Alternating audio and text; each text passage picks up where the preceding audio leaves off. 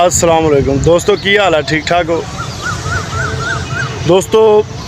2-3 दिन जड़ा ना वो छुट्टियां रही वा। 9वीं मुहर्रम 10वीं मुहर्रम जड़ा वा वो छुट्टियां हैगियां सी हर शहर दे विच, बल्कि पूरी समझ लो कि दुनिया दे विच जिथे जिथे मुसलमान मोमन रहन डे ने वो हज़रत इमाम हुसैन अलैहिस्सलाम दा नबी पाक सल्लल्लाहु अलैहि वसल्लम दे नवासे दा अगाम जड़ा वा उन्होंने मनाया वा।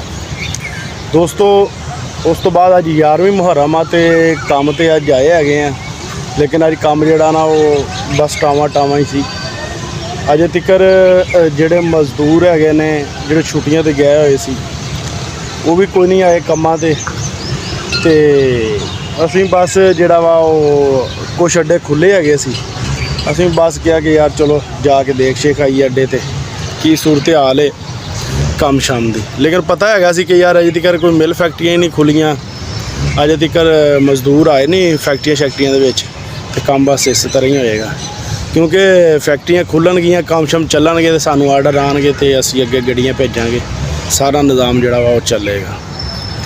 तो वीडियो इस वजह तो बनाई है मैं कि अपने देखने वालियां दा हाल हवाल भी पुछ लईए ते दस दईए कि अज दे दिन काम शाम की जिहड़ी सूरत हाल आ बस पूरी हैगी सी। मसदे शसदे खड़े ने, ड्राइवर कोई नहीं आए इन्हों दे भी चेक कर सकते हो तुसी। इधरों भी पार्किंग खाली हैगी आ देखो। बस इंशाअल्लाह ताला रूटीन बन जाएगी कम्मां दी आस्ता आस्ता। हुण अगे कोई भी छुट्टियां नहीं है। पहले वड्डी ईद गुजरी हैगी है, उहदियां छुट्टियां पै गईयां विच, फिर जिहड़ा वड्डी ईद तो बाद 15-20 दिन बाद अपना मुहर्रम दी छुट्टियां आ गई। तो काम शाम जिहड़ा वा मुहर्रम तो पहले ठीक सी माशाअल्लाह। जिस तरह ही मुहर्रम चढ़ते तुहानूं पता फिर लोग अकीदतन एहतरामन शादियां वगैरह भी नहीं करते, होर भी दूसरे काम होंदे ने जरा स्लो हो जाते हैं। ज़्यादातर जिहड़े तवज्जो हैगी है वो मुहर्रम ते हो जाती है, इस वजह तो कम्मां शम्मां ते फर्क पै जाता है। लेकिन कोई गल नहीं, नबी दे नवासे दा गम जिहड़ा वा वो मनाना चाहिए, हक और सच दे नाल खलोना चाहिए दोस्तों। क्योंकि हक और सच दे नाल इस वजह तो खलोना चाहिए क्योंकि साडे रब ने फरमाया कुरान पाक दे विच कि हमेशा हक दा साथ देओ।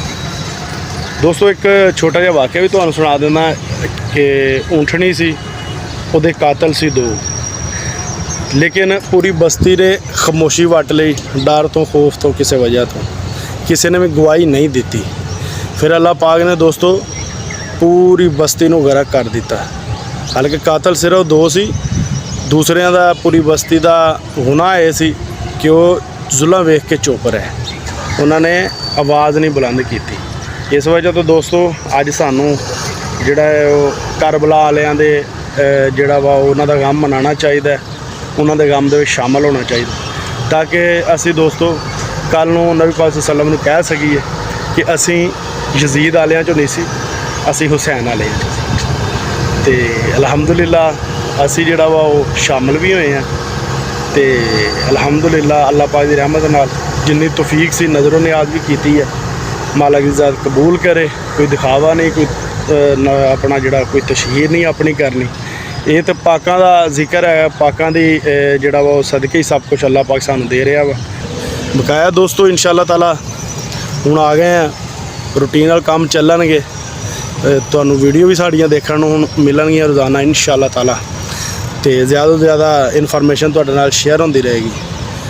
तो बकाया वीडियो बनाने का जिहा ही मकसद सी, और जिहड़ा वा वो अपना दोस्तों अज इन्ना अज वास्ते इन्नी की तुहानूं दिखा छड्डिया अज सारा कि काम शाम की की सूरत हाल है। बकाया जिथे रहो खुश रहो, कमेंट शमेंट करते रहा करो, चैनल सबसक्राइब कर लिया करो।